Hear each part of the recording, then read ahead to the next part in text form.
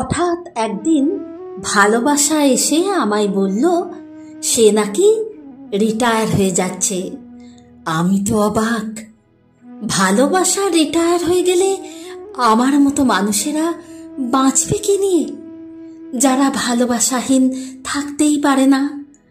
আমি দৌড়ে গেলাম বিশ্বাসের কাছে, গিয়ে বললাম, জানো, ভালোবাসা রিটায়ার হয়ে যাচ্ছে। বিশ্বাস শুনে বলল, আমারও ওয়ারেন্টি পিরিয়ড শেষ হয়ে গেছে। আমি হতভম্ব। আমি তাই শুনে এবার গেলাম মনের কাছে। মন বলল তার নাকি লাইফ টাইম অফার শেষ। আমি তখন রুদ্ধশ্বাসে স্বপ্নের কাছে গেলাম। স্বপ্ন বলল, এখন আর আমাকে কেউ দেখেই না, সবাই নিজের নিজের আমিত্বকেই বড় করে দেখে। আমি তো নির্বাক, মুখ মৌন হয়ে গেলাম। এ কি, সবাই তো একে একে চলে যাচ্ছে।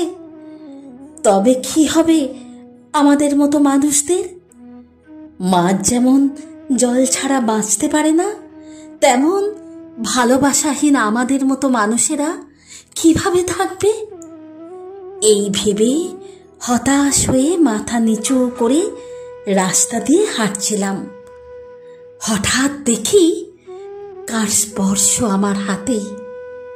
মুখ তুলে দেখি আশা মিঠি মিঠি স্মিত হাসি হাসছে আমার দিকে চেয়ে। হেসে আশা বলছে, যতক্ষণ আমি আছি তোমার সাথে, তোমার কোনো চিন্তা নেই। আমি বললাম, জানো আশা, ভালোবাসা, বিশ্বাস, স্বপ্ন, মন সবাই একে একে হারিয়ে যাচ্ছে, দূরে সরে যাচ্ছে।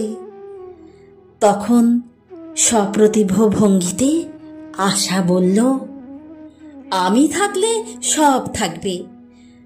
তোমার মধ্যে আমাকে গভীরভাবে গেঁথে নাও, দেখবে ভালোবাসা, বিশ্বাস, স্বপ্ন, মন সব একে একে তোমার কাছে ফিরে আসবে।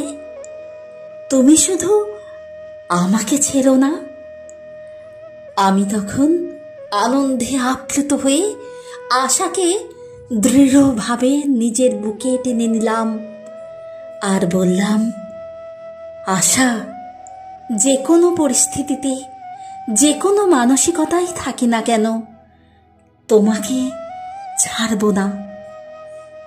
আশা তখন আমার হাত শক্ত করে ধরে চলতে থাকলো, আর আমিও আশাকে নিয়ে সামনের দিকে এগিয়ে চললাম।